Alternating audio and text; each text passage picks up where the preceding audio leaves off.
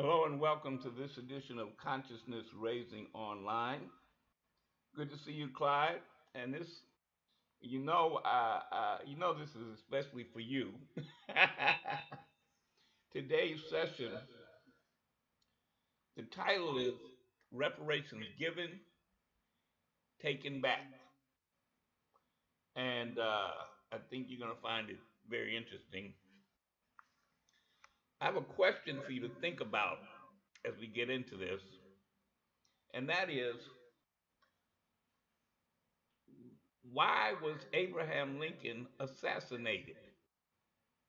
I'm not gonna give you my response yet, but think about it. If you want to text it in, it's okay. But I want you to think about it because I think you're gonna get some information in the next few minutes that might make something clear that's never been clear. Because I never knew why he was assassinated. I just knew John Wilkes Booth supposedly did it, but did we know why? In any case, we talk about reparations given and then taken back. Okay, I want to take a second to look at some of the history of reparations that have been given. And if we go back to 1952, $822 million, German dollars, I guess, or the equivalent of American dollars, was given to German Jewish settlement. Germany paid $822 million. Okay. Now, these next few are all USA. United States of America paid $1 billion plus 44 million acres of land to Alaska natives in a land settlement. 44 million acres. 1980, $81 million to the Klamath of Oregon. And I had to look them up. I didn't know what that was. I'm not going to tell you. You have to go look for yourself. But they gave them $81 million. 1985, $105 million given to the Sioux of South Dakota. 1985, they also gave 12.3 million to the Seminoles of Florida. Dang, they gave them cheap. 1985 again, $31 million to the Chippewas of Wisconsin. It's probably worth it to look back in 1985 and 1986 and see what was going on as they were doing all these settlements. 1986, $32 million to the Ottawas of Michigan, dealing with the 1839 treaty. So something was going on in 85 and 86 that caused the U.S. government to give out all this money. Okay. 1988, Canada gave $230 million to Japanese Canadians. I'll bet that was settlement for World War II. See, the United States wasn't the only ones that grabbed up the Japanese. Canada also did it too. Put them in internment camps, took their land, took their property. 1988, they also gave 250,000 square miles of land to the quote Indians and and Eskimos. I guess they should say Native Americans, but they say Indians and Mexicans, Eskimos. I don't know why I keep saying Mexicans. And in 1990, Austria, which is where Arnold Schwarzenegger is from, they gave $25 million to Holocaust survivors. That was Jewish claims of Austria. 1990, boy, Austria held out a long time, right? And then in 1990, the United States government gave 1.6 billion or $20,000 each to Japanese Americans for their internment and rip off of their property. $20,000, boy. But now I go back down to the bottom. It says 1865 to the present United States government to African American black descendants Uh, zero. Zero. Now, why do I say reparations given? Well, here's where it gets kind of deep. In March, well, let me go back further. There was a dude named Sherman. Sherman issued a field order number 15.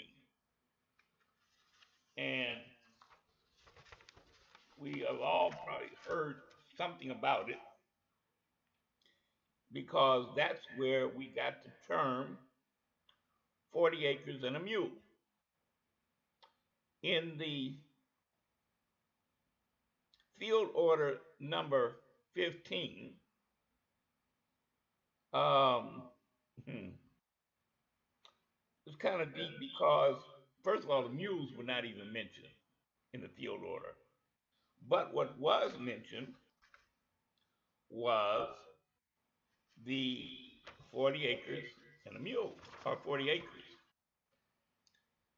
But I wanted to talk about for a minute how that came to be. Uh, After the march, this march along the sea or something, with Sherman, uh, there was a big to do about what to do about the former enslaved Africans. And so what occurred was that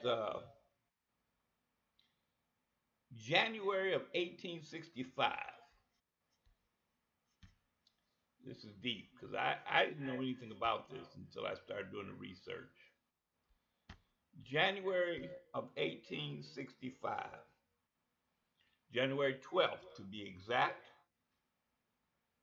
um, Edwin Stanton, who was the Secretary of War, and Major General Sherman had a meeting with 20 African American or black ministers. Yeah, it's deep.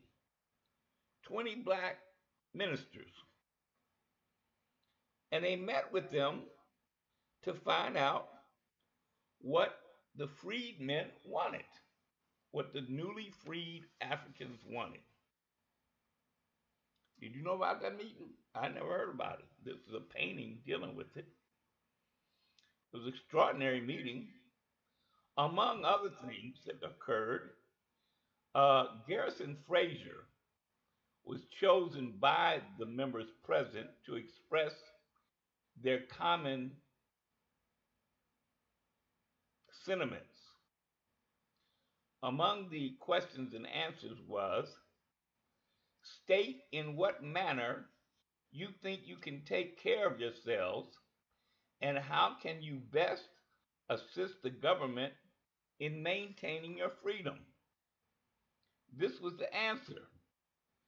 The way we can best take care of ourselves is to have land and turn it and till it by our own labor. That is, by the labor of the women and children and old men, and we can soon maintain ourselves and have something to spare. And to assist the government, the young men should enlist in the service of the government and serve in such manner as they may be wanted. We want to be placed on land until we are able to buy it and make it our own. Ain't that extraordinary? I never heard this. Another question. State in what manner you would rather live, whether scattered among the whites or in colonies by yourselves. Answer. I would prefer to live by ourselves, for there is a prejudice against us in the South that will take years to get over. But I do not know that I can answer to my brethren. Well, one of the brethren, Mr. Lynch, says he thinks they should not be separated but live together. All the rest present, being questioned one by one, answered that they agreed with Fraser that they want to live by themselves. Wow. One more question. Do you think there is intelligence enough among the slaves of the South to maintain themselves under the government of the United States and the equal protection of its laws and maintain good and peaceable relations among yourselves and with your neighbors? Answer: I think there is sufficient intelligence among us to do so. Now, that's extraordinary because the whole thing about the land came from black people, from these black ministers who said the best thing that can happen is for us to get land. Okay? Land that we can turn and till and make it our own. Woo, buddy. And so at that point, Sherman issued the order called Special Field Orders Number 15. Yeah. Now, I'm going to read you some of it here because I think we need to know what it says. In fact, we should all know what it says, including our children, because it was a field order, as it says, ordered by the commander of the military division of the Mississippi in the field, Savannah, Georgia, January 16th, 1865. And it was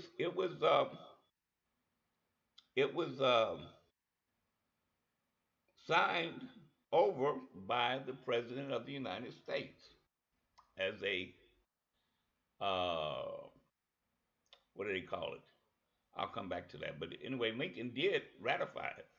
It says, one, the islands from Charleston south, the abandoned rice fields along the rivers for 30 miles back from the sea, and the country bordering the St. Johns River, Florida, are reserved and set apart for the settlement of the Negroes now made free by the acts of war and the proclamation of the President of the United States. At Beaufort, Hilton Head, Savannah, Fernandina, St. Augustine, and Jacksonville, the blacks may remain in their chosen or accustomed vocations, but on the islands and in the settlements hereafter to be established, no white person whatever, unless military officers and soldiers detailed for duty, will be permitted to reside, and the sole and exclusive management of affairs will be left to the freed people themselves, subject only to the United States military authority and the acts of Congress. By the laws of war and orders of the President of the United States, the Negro is free and must be dealt with as such. He cannot be subjected to conscription, that's like draft, or forced military service, save by the written orders of the highest military authority of the department, under such regulations as the President or Congress may prescribe.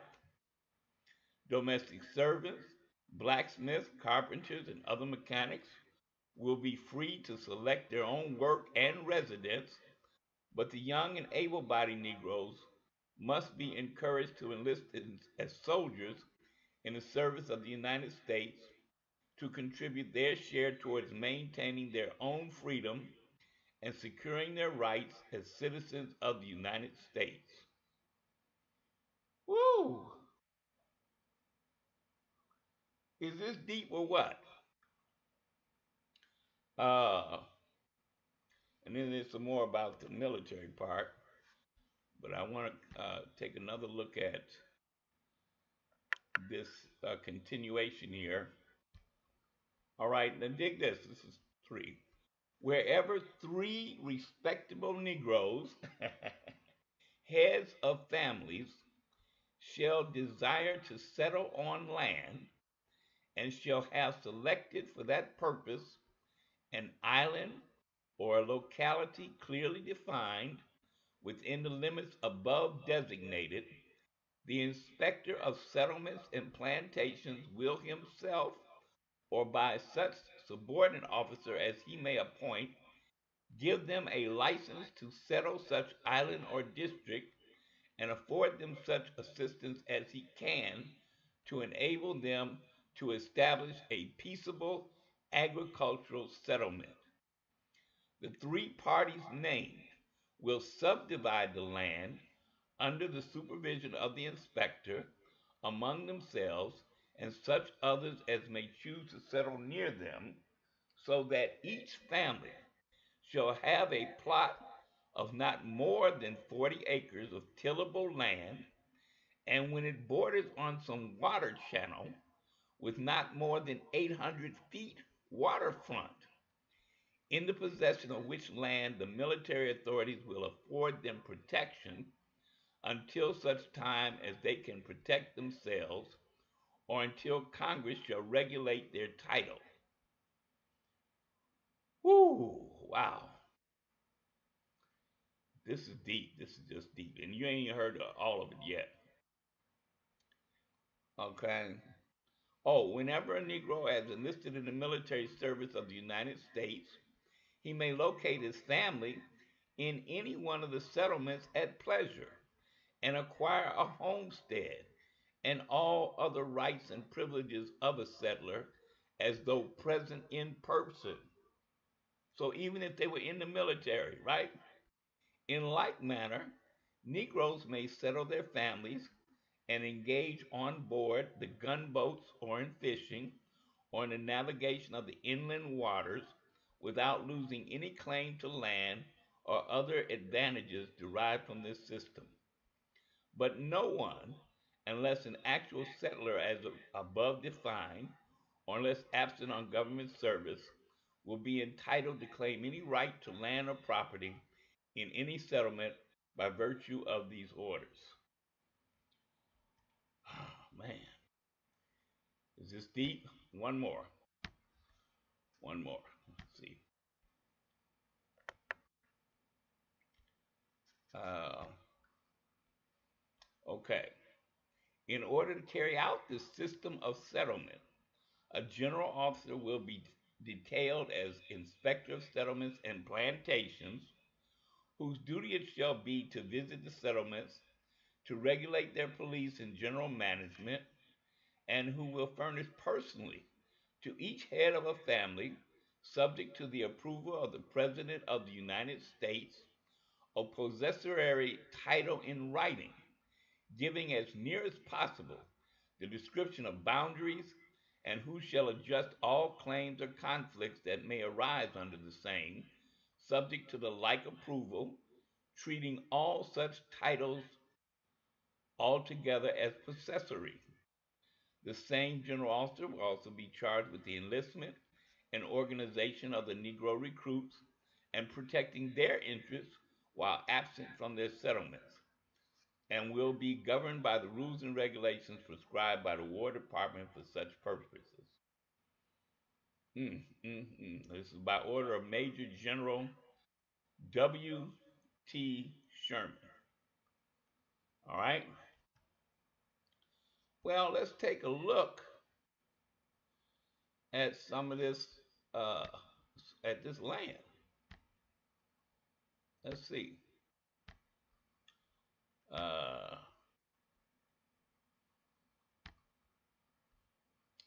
yeah, here you go. Land set aside by Sherman's Order number 15. Hmm.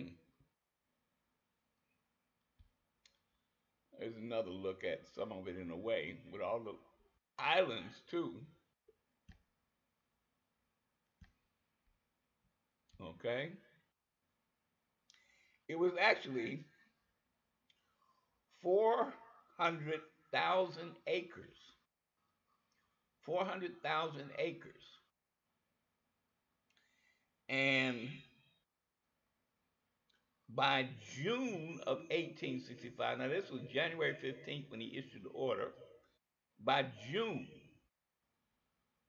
about 40,000 free people were settled on 400,000 plus acres in the Sea Islands. Let me see this again. Sea Islands, Sea Islands, Sea Islands. Where is it? Okay. Now these are the Sea Islands that you see stretched across up there. Those are the Sea Islands. So they had over 40,000 people had already settled in these islands alone. Now, um, now this was set aside. Black folks was moving in. It was later on that the idea came up the the mules, because the mules were not in the original order. But what happened was that they were actually loaned to. They were supposed to be loaned to them. Okay. Now, here's my question again. Why was Lincoln assassinated? I'll bring it back up again in a little bit. But I want to mention that the guy who was put in charge of this,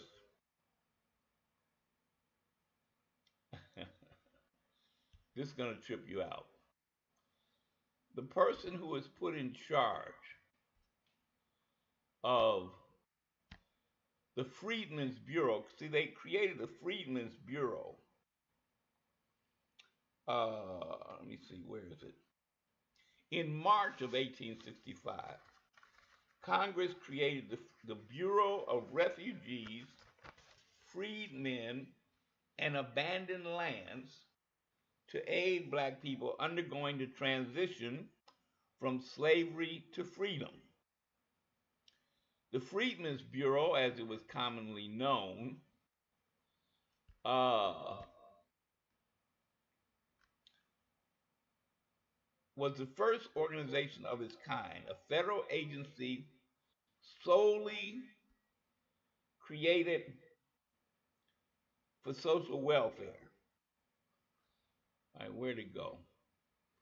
Um, and what happened was that it was put under, where it is, oh, here it is, here.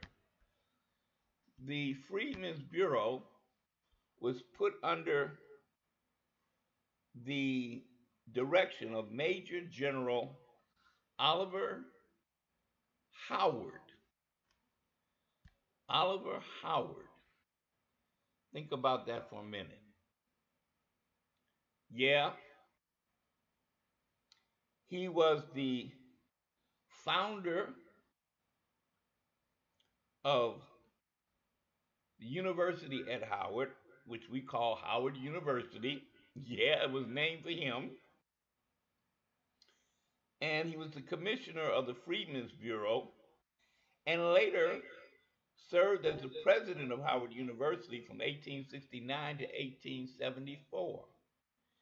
See, it's interesting because years ago, uh, when I learned that Howard University, which is considered to be HB, what is it, historically black college or university, okay?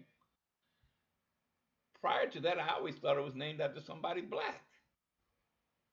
And then I just learned that it was named after General Howard, a white man. who also is head of the Freedmen's Bureau. Okay? That should have told us something right there, right? Um, Now, what happened? What happened? Well, let me put it like this. Um,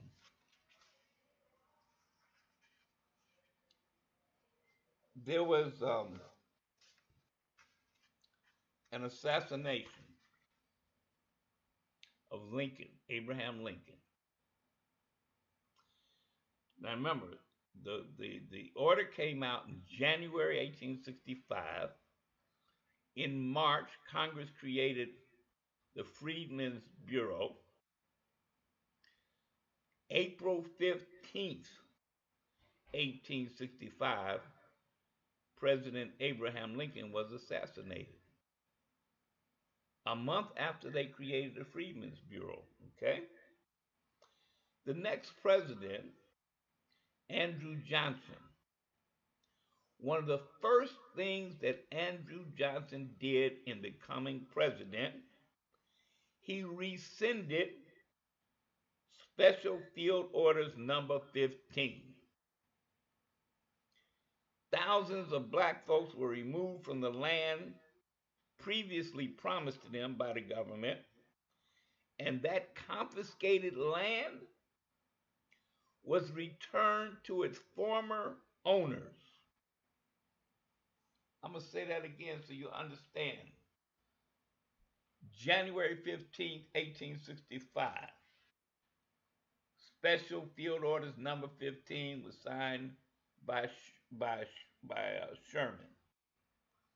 March 1865, Congress created the Freedmen's Bureau and put General Howard in charge. April 15th, 1865, President Abraham Lincoln was assassinated. And by the end of April, the new president, Andrew Johnson, rescinded Special Field Orders number 15. And they immediately began removing the black people who had moved into that territory, who had claimed their 40 acres. Okay? Yeah, I'm gonna let that sit for a minute. And you should understand also that there was something called radical reconstruction that started in 1865. And among other things, it gave black men the right to vote, and actually black people. And all throughout the South, black folks started electing black folks to office, both statewide, citywide, and to Congress. We started building schools, opening businesses, tons of them, okay? And it got so bad for the white folks that in the South, the former slave owners, plantation owners, that they went to their brothers in the North and they said, look, this is getting bad. Now, there was another secret meeting that took place between presidential candidates Rutherford B. Hayes, who was a Republican, and Samuel Tilden, a Democrat who had won both the popular vote and electoral vote. The counting of the votes was challenged, and the Democrat was accused of oppressing the black vote in the South. In that secret meeting known as the Compromise of 1877, an agreement was made to put an end to Reconstruction. That ended totally any talks of reconvening the 40 acres or the field order, because that had been one of the things that, of course, the black folks said, hey, hey, hey. And the Republicans had said, we're going to work on getting that back. That ended with the secret meeting or the compromise of 1877. And with that, Tilden, who had won the popular vote and electoral vote, the Democrat, he agreed to give Rutherford B. Hayes, the Republican, the presidency if he would end Reconstruction. And so Hayes, becoming the president, ordered federal troops out of the South. Okay? Because the federal troops had been in the South since 1865 protecting black people. And so when he pulled the troops out, that led to the beginning of what's now called the Jim Crow era. As soon as the troops were gone, the Klan rose up, and the white shirts and the red shirts and all the other shirts went crazy, attacking black people, turning back all the laws and everything that had been put together. It was madness. They started the lynchings, and that was one of them secret meetings between the white boys. Now, one other thing, because it's all part of this whole thing about reparations taken and reparations taken back, the reparations given and then taken back. Part of the Freedmen's Bureau things that they did was that they opened the Freedmen's Saving and Trust Company, popularly known as the Freedmen's Savings Bank, which was a private corporation chartered by the U.S. government to encourage and guide the economic development of the newly emancipated black communities in the post-Civil War period.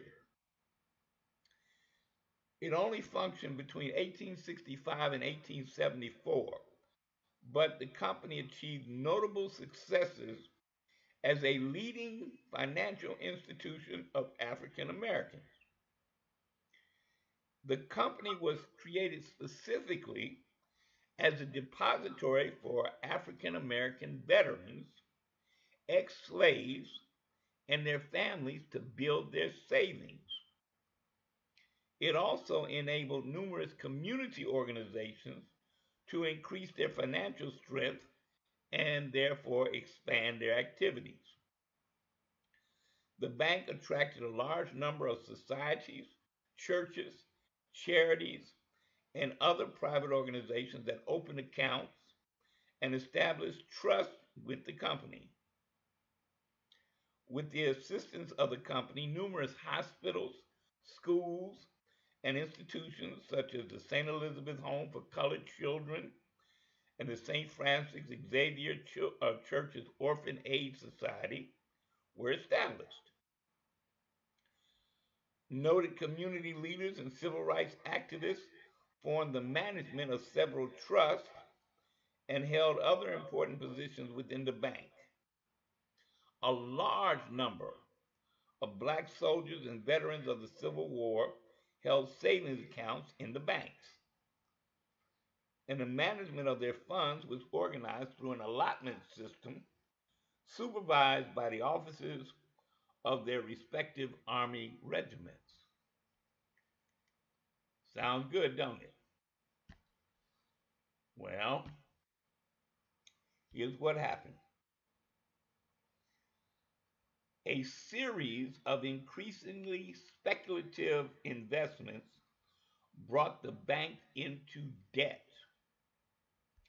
and the decision to create a new building in Washington, D.C. added to its financial troubles. An example of this was the Seneca Sandstone Company, owner of the Seneca Quarry quarry is where they dig it out for cement and all that stuff, which had taken out unsecured loans from the bank. That was thanks to Henry C. Cook, who you see right here, Henry D. Cook, I'm sorry, whose graphic you see right here. Cook sat on the boards of both the Quarry Company and the Freedmen Bank. And first of all, that should never have been allowed, right? But then they had a panic of 1873, and the Seneca Quarry could not pay its debts back, and that helped undermine the Freedmen's Bank. Both institutions went bankrupt, and the bank closed its doors in 1874. Congress investigated and recommended that Henry Cook and others be indicted, but no one ever was. Over the next 10 years, Congress established a program to reimburse depositors up to 62% of their savings, but most depositors were never compensated. Now, here's what's really interesting about that is that the surviving documentation and papers of the bank archives has the names, the whereabouts, and relevant information about the veterans of the 7th Regiment United States Colored Troops and their transactions with the bank. The bank's records of 480,000 names, estimated to be the largest single repository of lineage-linked African American records, has been indexed by the Church of Jesus Christ of Latter-day Saints. We call them the Mormons. And the searchable database is available to amateur as well as professional genealogists. At the height of its success, the Freedmen's Savings Bank had assets worth more than $3.7 million. And in that Mormon records, they have the name index and images of registers. Let me show you what that looks like. For 67,000 people who opened accounts in the Freedmen's Savings and Trust Company. Those records exist. And so it's possible to find the deposit slips for the folks that had their money stolen. So in other words, we had the land which was granted to us, the land which was granted to us, and the money that we put in a government chartered savings bank, both stolen. I ask again, why was Abraham Lincoln assassinated? Because if you go and look in the history books that you got, or that you probably might even studied in school, you won't find a reason. But when I saw the time frames of the Special Field Order number 15, which was a reparation, it was called a reparation, that as soon as he was assassinated, the President Andrew Johnson from the South immediately rescinded that order, and they immediately moved the black folks off that land. I put forth this theory that Lincoln was killed in order to take back our 40 acres. Now, I could be wrong, but I just find it very strange that we have never really been given any clear reasons for that, for his assassination. And why was it so necessary for Andrew Johnson, as soon as he became president? It reminded me of this guy, 45, that's in the office now, about how quickly he's tried to undo everything that the president before him has done. He's done his best to undo it all, everything. If it got Obama's name on it, the man goes berserk and says, I'm killing it off. I'm rescinding it. I'm reversing it. I don't care." And we know that this 45 president hates black people and hates Obama. Andrew Johnson, what was the reason to immediately rescind Special Field Orders number 15? I'm going to close out now because that's basically information, like I say, about the Freedmen's Bank, Savings Bank. Straight up ripoff, right? And it might be worth it for you, for the historians in us, to go back and look at what Congress did. Why did they recommend that people be indicted, but nothing ever happened? Nobody went to jail. The money was stolen. Mm, mm, mm. And people like Clyde, who has been seriously dealing with this whole reparations question and information for some years. I say this, Clyde, I'm with you because it has been done and it can be done again. And like I've always said, I want land and water and trees, and we'll take some money, but we're not going to take all money. Because if we take all money, we'll get ripped off, because with nothing but money, we have no choice but to buy what we need from the people who got it, and all they're going to do is raise the prices of everything to the point where they take all that money back. So we need the land. We need water, meaning lakes and a piece of the oceans. you know, we need forests with trees. Yeah, and I think that yeah. Thank you, Clyde. I think that our knowing about what was done before gives us precedence for the future. With that, I'm going to close out with a look again at some of these points here. Uh, oh yeah. Um, let me see. I gotta say, no justice, no peace, no love. KNOW.